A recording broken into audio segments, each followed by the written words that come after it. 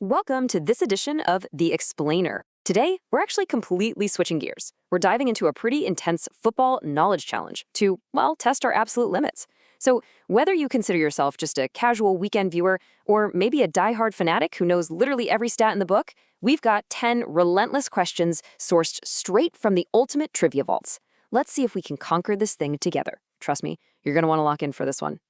Okay, let's dive into this. The staggering stat setting the tone for today is that only 1% of football fans can actually score a perfect 10 out of 10.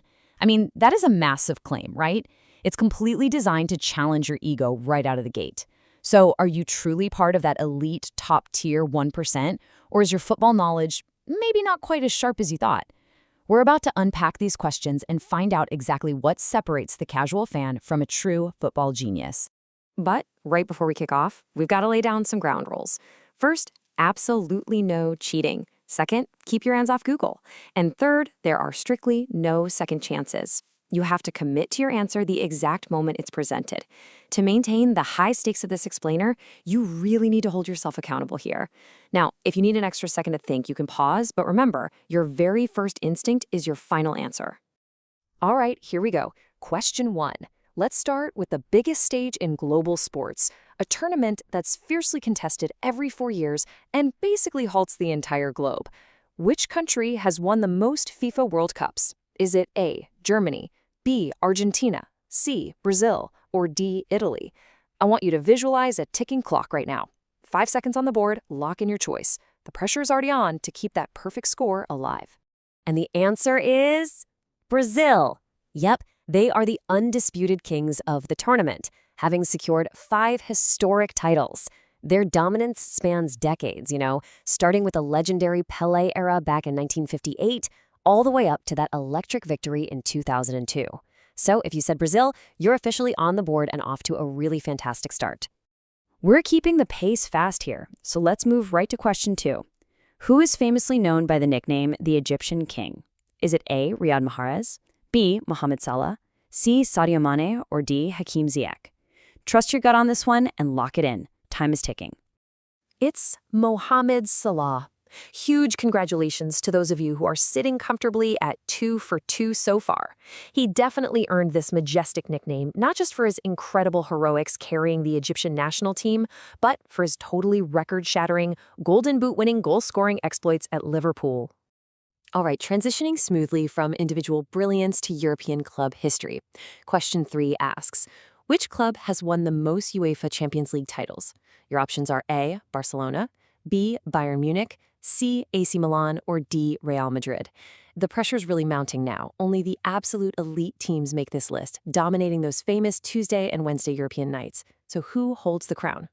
The royal victors of Europe are, of course, Real Madrid, and this brilliantly illustrates how legendary teams can completely dominate the sport across entire generations. I mean, they've hoisted that iconic trophy a staggering 15 times. Their grip on the Champions League is practically unmatched in modern football history, basically leaving every other European giant trailing far, far behind. Let's shift our focus back to individual legendary status now. Question 4 asks, which player has won the most Ballon d'Or awards? Is it A, Cristiano Ronaldo, B, Lionel Messi, C, Johan Cruyff, or D, Michel Platini? This is arguably the ultimate test of modern football greatness. It's literally the central debate you hear in every pub, stadium, and living room around the world. So make your choice. The ultimate individual winner is Lionel Messi. With a record 8 Ballon d'Or awards, he edges out his contemporaries to stand completely alone at the pinnacle of individual recognition. Take a second right now to mentally tally your score as we close out this initial warm-up section. If you're 4 for 4, you're doing brilliantly, but remember, the margin for error is literally 0 if you want to reach that coveted 1%. Okay, let's move to question 5 and test your fundamental understanding of the game. How many players are on the field for one team at kickoff? Your choices are A, 9, B, 10, C, 11, or D, 12. I assure you, while this sounds like an incredibly easy question, the pressure of a rapid-fire challenge like this can make even the most basic mechanics of the sport just completely slip your mind. Don't overthink it. The answer is 11. Yep, 11 players per side. You've got a goalkeeper and 10 outfield players, making up those classic formations like the 4-4-2 or the 4-3-3. While it definitely sounds basic, the clock can easily play tricks on your memory when you're under pressure. If you stumbled on that one, well, your 1% dreams might be over, but definitely stick around to see how high you can score. Let's test your recent history now. Question 6. Which nation hosted the 2022 FIFA World Cup? Was it A, Russia, B, the USA, C, Qatar, or D, Japan? Imagine that suspenseful ticking clock in the background again.